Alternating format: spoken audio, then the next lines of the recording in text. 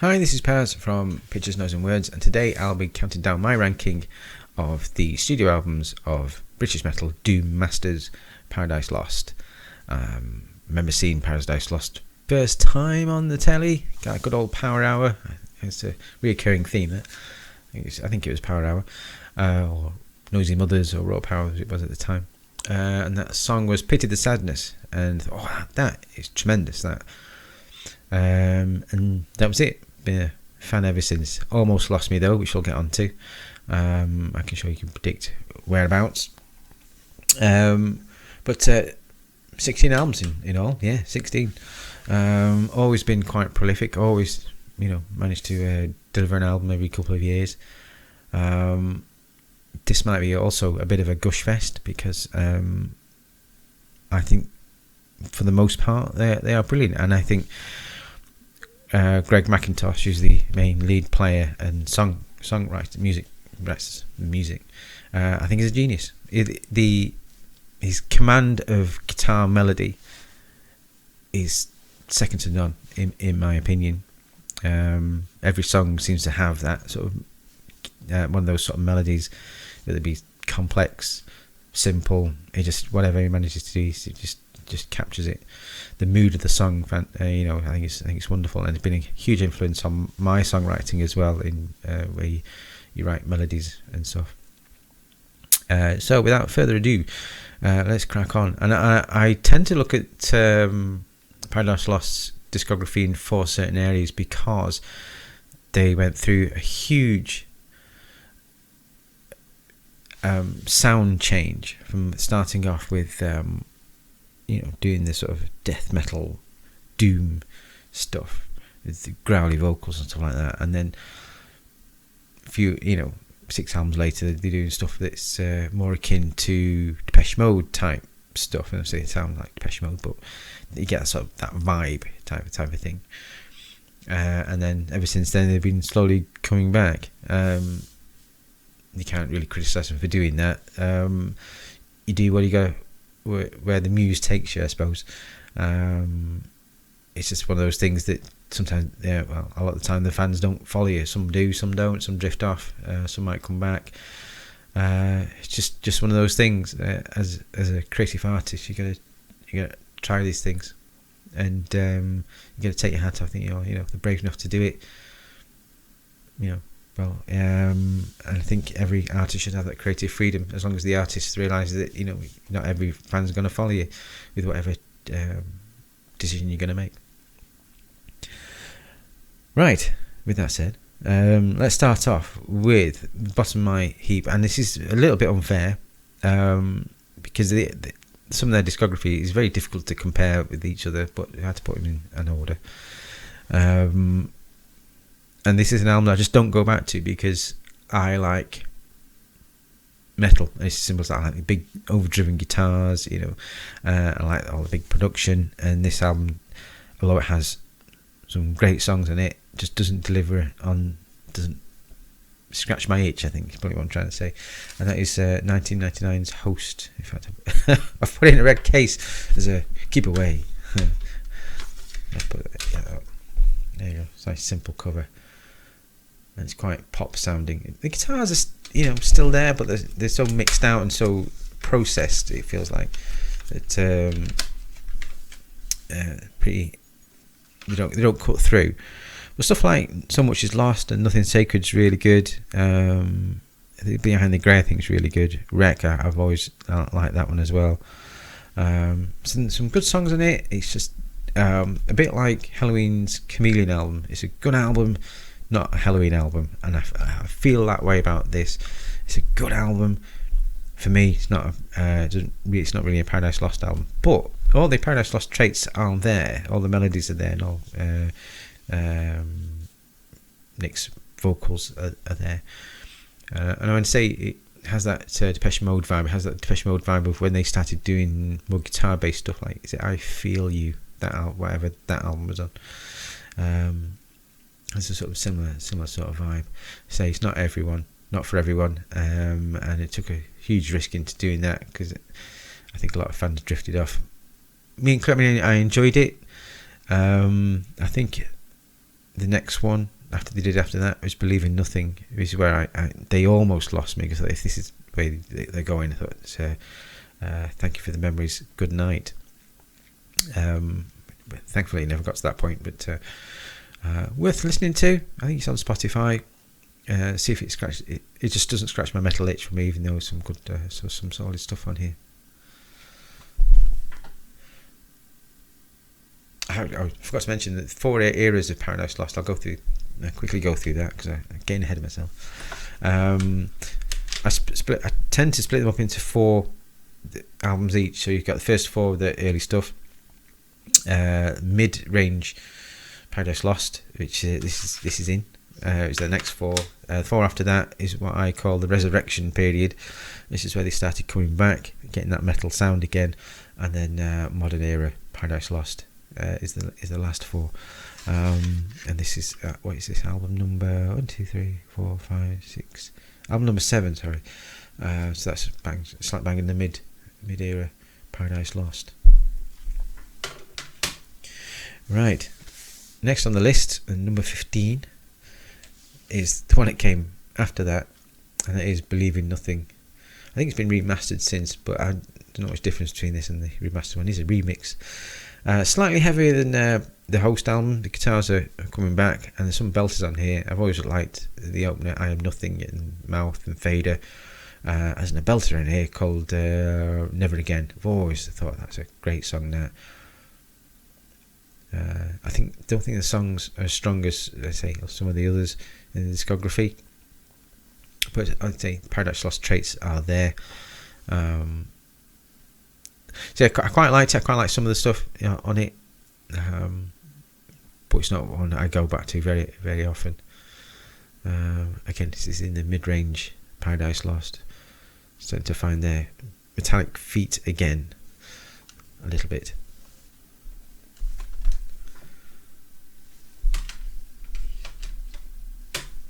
So number 14, what are we on? And this is a bit controversial, because the highlights on here are really high, to the point where the rest of the album just doesn't, for me anyway, doesn't manage to continue. And that is 1997's 1 Second. And this was a huge departure at the time from their metallic sound, and they're heading that way anyway with the album that came before, which is Draconian Times. But this really was a step into more electronic sort of reduce it down to 3-minute Gothic rock rather than doom Gothic death metal type thing. But 1 Second and Just Say Words, and probably the third song, Mercy, really, really strong. I think it's still playing today, and rightly so. I think they're terrific songs. But after that, no, I just am drifting off. I think it's a bit like Overkill's Under the Lymph Nodes album. First 3 is so strong, the rest of it because it's not as strong, I end up drifting off. And after I've played the first 3 songs, thanks very much, I'm done. I'll move on to something else.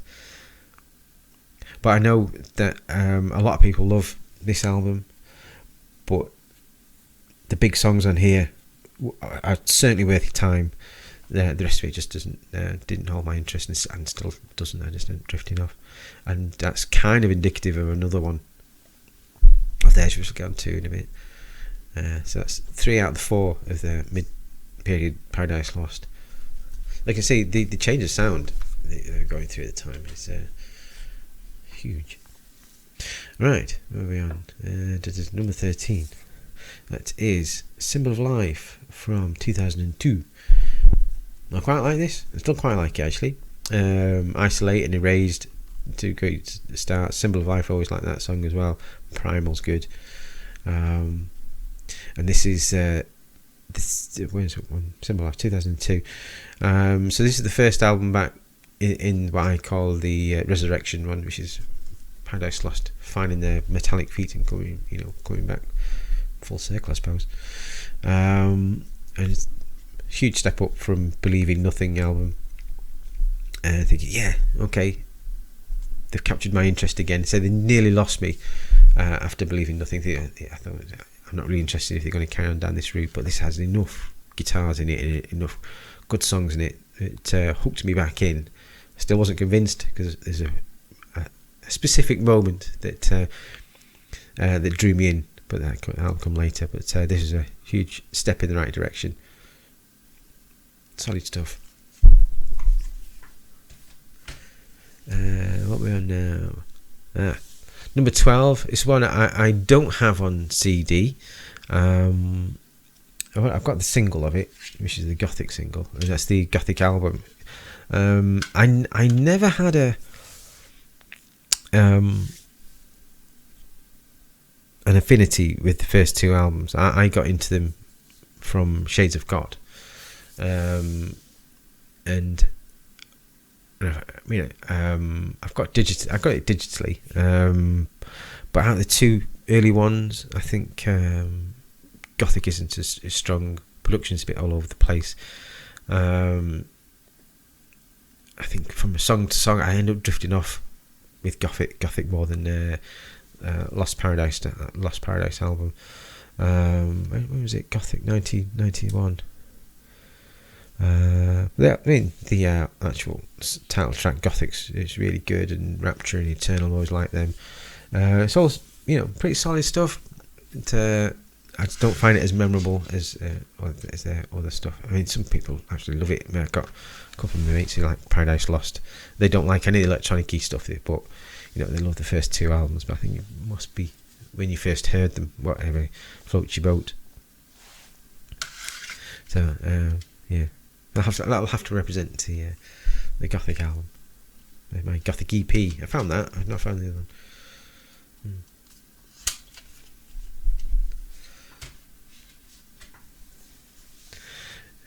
Next one, number 11.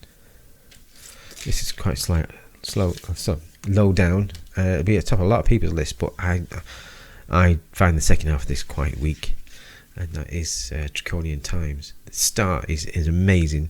Enchanted and Shallowed Land, Last Time, Hearts Beating. As soon as I saw that, I thought, oh god, here we go.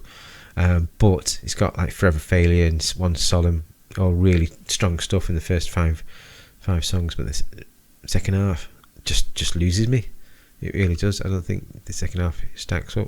I find the production is okay. I find it a little bit too clean to my liking, but I think the first half is probably with the entrance fee alone on this.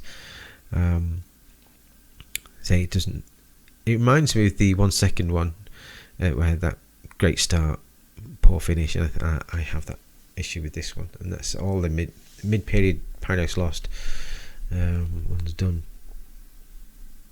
So it'd be a lot higher on a lot of people's lists because a lot of people really like it. But for me, definitely done better stuff than this. But say the first half is stellar and worth getting just for that. We'll cover that. Alright, and we are into the top 10, and that is their debut album at number 10, Lost Paradise, which I was listening to this the other day. Thank God for lockdown, because I can do work while listening to music. I had this on repeat. Really like it. I think production on it is better than Gothic, which makes those guitar melodies really come through. I think Nick sounds tremendous on it. The song Paradise Lost and Deadly in a Sense, really strong stuff. It's amazing how they turn from that to something from Host or Believe in Nothing. It's an amazing turnaround. But really strong stuff. Really good way to lay out this stall. Nick does some really good growling here. It does sound very underground. I must admit, the first two albums are. Yeah, Sugar Moves. Let's see. Have a biscuit.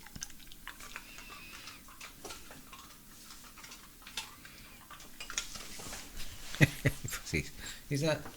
You see it up there? So I have got it digitally. Does not got the physical one. I should really go and buy it really. But yeah, some good songs on there. Really good solid stuff. I mean, it's only 40 minutes, but it's a really solid 40. You can stick it on, and I don't think it's much in the way of weakness. But I don't find it as memorable as say their later stuff and whatever's going to come. But doom metal classic, and I've got some friends who think it's the best thing he ever did. Alright, that being said, we're on to number 9.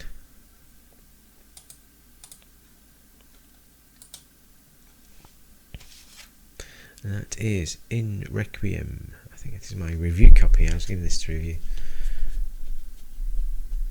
We are well into the Resurrection period for me, from 2007. Third album into that. Guitars coming back. Nick's starting to sort of bark a little bit more. The Enemy, I think that was the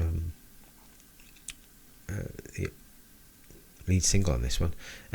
Never for the Damned, that's a great opener, that is.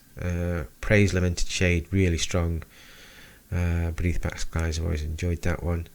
Yeah, really strong stuff on here. I think Jeff Singer's on this one. I've always liked Jeff Singer. Yeah, but to be honest, top 10, you're not really going to get any bad albums now. It's a case of just stacking up all the songs and which ones you really like. Yeah, in Requiem, yeah, worth having a listen to that one. Right, what are we on number 8? This is a bit low down. Just shows you the quality of their discography, and also how much I love their later stuff. There's not many bands you can say that, legacy bands, you think, the new stuff's, usually the new stuff's not that great, and they just lift off past glories. Not in Paradise Lost case, I think their new stuff is really strong, to the point where I had to put Shades of God down at number 8. Shades of God from 92. Immortals Watch the Day, Crying for Eternity, Embraced, Daylight Tone, really strong stuff. This has got Pitted Sadness, which started this whole Paradise Lost obsession off. Second half losing me a little bit, must admit, but strong first half. Immortals Watch the Day, I think it's really, really good, and it felt like a step up, even though it still had that Nick Holmes growl and has that progressive tendencies and all the melodies. I just think it, on a whole, the songs, all about the songs, are far more memorable on this than their first 2 albums, especially Gothic.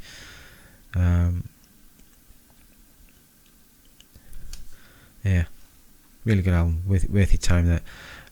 Suffers from a little bit of weak production. It's a little bit thin, but again, as usual, songs well out. If you've got good songs, we'll listen to it. Right, next.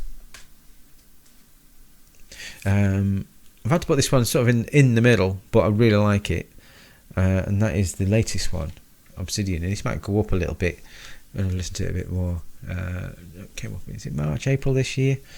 Really strong stuff. Great start on it with Darker Thoughts, Fall from Grace, and Raven Gast at the end. I thought was really strong. Loses me a little bit in the middle, if I'm being honest, but it's really, really strong stuff. Nick sounds great on it, and for me, Nick has this. There's a sweet spot for me, with Nick. His vocals can, it's quite versatile. He can do real deep growl, and he can do the normal everyday singing like he does in the electronic stuff. But my sweet spot for him is when he sort of barks it a little bit, roughs up sort of the halfway house between the two, and that'll probably show on some of my later choices. But I also like it when he mixes it up. So you have to get some growls, and you get some clean stuff, and then you get some bark. You know, when he uses all the facets of his voice, I think that's when he's strongest. And this has this in spades. I think it's some great melodies on here. I mean, he's 16 albums into your career, and you're still chucking out quality doom. That, you know, you obviously got something about you. Yeah, worth a listen. That I say it might go up a little bit when I've had to listen to it for a bit longer. But yeah, good album in their discography there.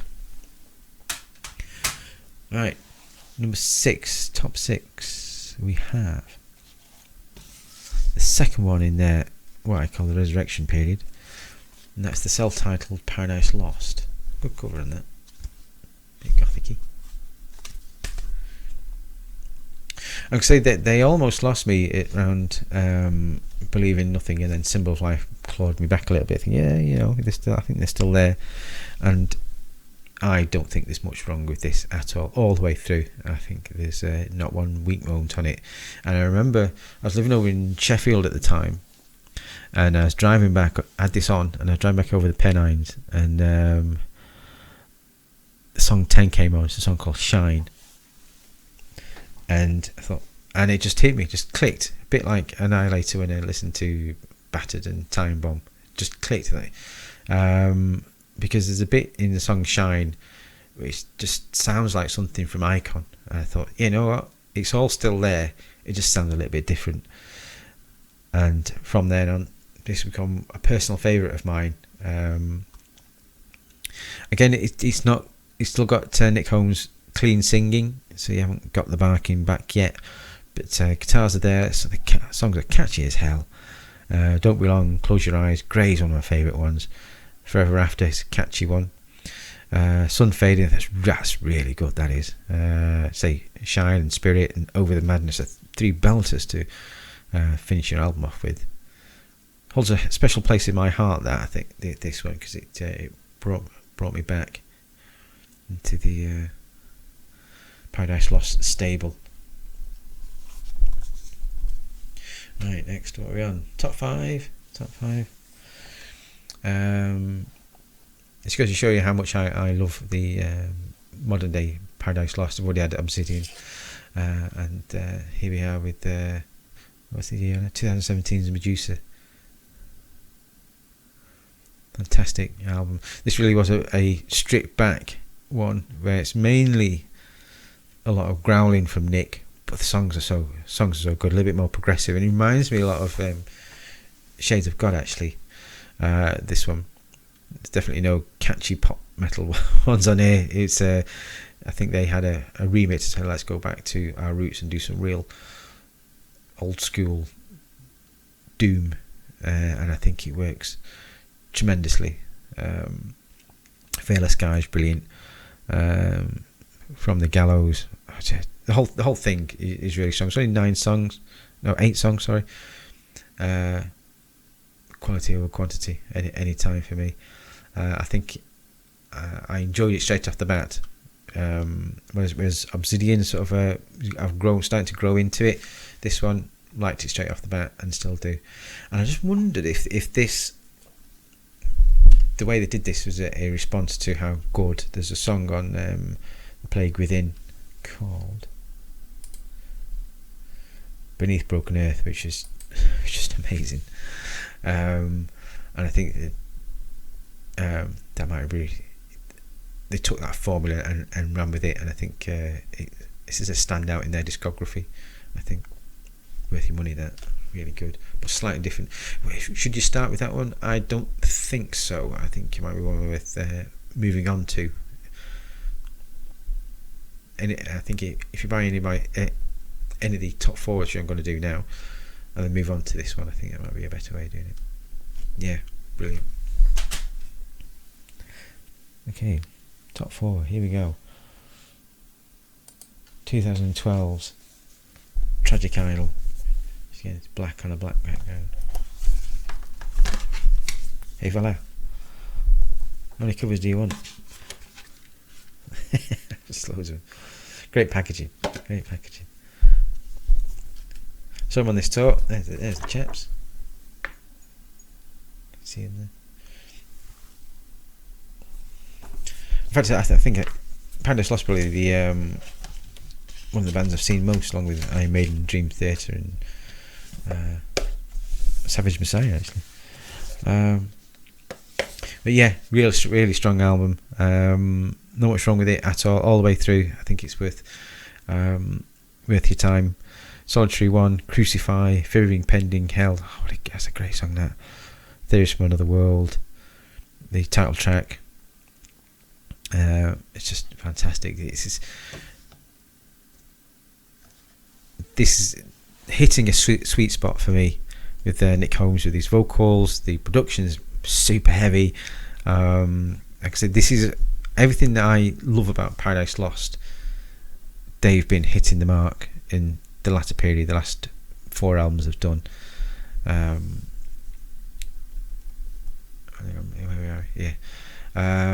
Ever since the last one of what I call their resurrection period, which we'll get onto in a minute, should I mention it?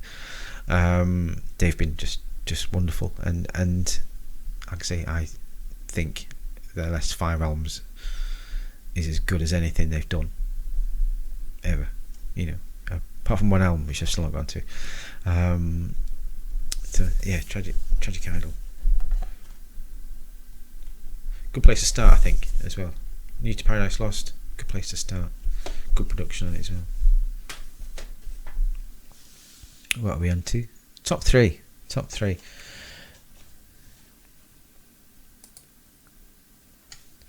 2015's Plague Within. Saw them on this tour as well. Loved it.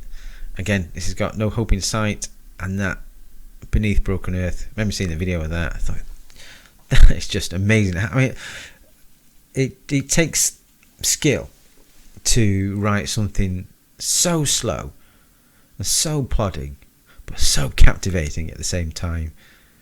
Great vocals from Nick Holmes, great artwork, great all the way through. I told you to turn this a bit of a gush fest. Again, it's another new one. Say the last 4-5 albums are all top draw. You can't go wrong with any of them, really. Another good place to start if you don't know Paradise Lost. Big production on it, good bass sound on it as well. One thing, I think the bass player, can't remember his name, doesn't get enough credit with the sound of his bass as well. The tone of it is really good, especially on the new one, Obsidian. But, worth your money, this. Plague Within, fantastic stuff. What else have we got on here? Terminal, Eternity of Lies, Punishment Through Time. Yeah, great album. Number two. Now, there's not much between these two, and I quite happily swap them over, depending on what kind of mood I'm in. Again, no weak moments on this one, and this is from 2009's Faith Divides Us, Death Unites Us, and this really brought me back into the fold after, say, Paradise Lost. The time, something clicked with me, saying, I still like this band. In Requiem is strong stuff, but this one, I just clicked with me straight away. I think it's brilliant. I think there's not one weak moment on it. As Horizon's End, I Remain, First Light, Frailty, Faith Divides Us, Death Unites. The title track's amazing. And a song in called Last Regret. What a fantastic doom, melancholic song that is, and that's what they do so well. And this album is just littered with such doom melancholy. It's fantastic. Worth good place to start. The guitars are fat but crunchy at the same time. With the sort of I would say like dry production. It's got a bit of a wet production on it, but it totally works. I did have a fancy box with it, fancy packaging with it, but I've lost it in a house move. Yeah, great place that, and liked it all. Right, that's my number one. I've gone far too long for this, and that is Icon. And I think it's it holds a dear place in my heart because I got Shades of God, really liked it, really liked Pity the Sadness, and then saw Embers Fire, I think the following year on the telly, and that was it. I was hooked. The melodies, the melancholy, the doomness of it. It's got changes in pace as well, so it's not all the same thing. I like production on it. I like Nick. So it hits these two especially. Hit Nick's vocal sweet spot for me. It's not over growling. It's just doing a little bit of a bark with an edge to his voice. Absolutely love it. Emma's Fire, Remembrance, Forging Sympathy. Every song on here is amazing, with real strong end like True Belief, Shallow Seasons and Christendom. Great way to finish it off. Poison, Widow, Colossal Rains. I'm going to have to listen to it now. Fantastic. You have to turn this one up though. So, I just think what they have been, if they just carried on down this route and maybe done this one that followed Icon rather than Draconian Times, would they be on a whole new plane? Because remember, it is a bit sad sometimes when you see one of your favourite bands playing in front of a couple hundred people at Manchester Academy 3. I mean, thankfully, last time I saw some at the Ritz and Academy 2, in front of 1,000 or so people, which is great to see them, climb that ladder back up.